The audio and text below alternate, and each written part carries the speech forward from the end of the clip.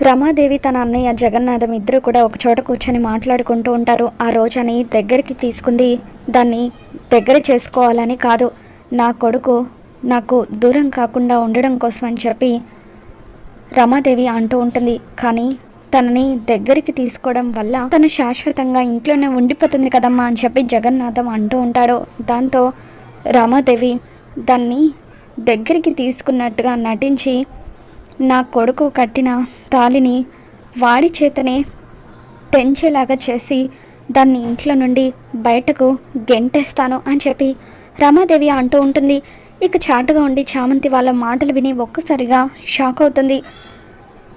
అక్కకు అమ్మగారు తనని దగ్గరికి తీసుకున్నట్టుగా నటిస్తున్నారని, తనపై కుట్ర చేస్తున్నారని తెలియజేయడం ఎలా, వీళ్ళందరి నుండి అక్కను ఎలా కాపాడుకోవాలి అని చెప్పి చామంతి ఆలోచిస్తూ ఉంటుంది. మరోపక్క రమాదేవి నిజంగానే తనని క్షమించిందనుకుని రోజా ఎంతో ఆనందంగా పూజ చేస్తూ ఉంటుంది.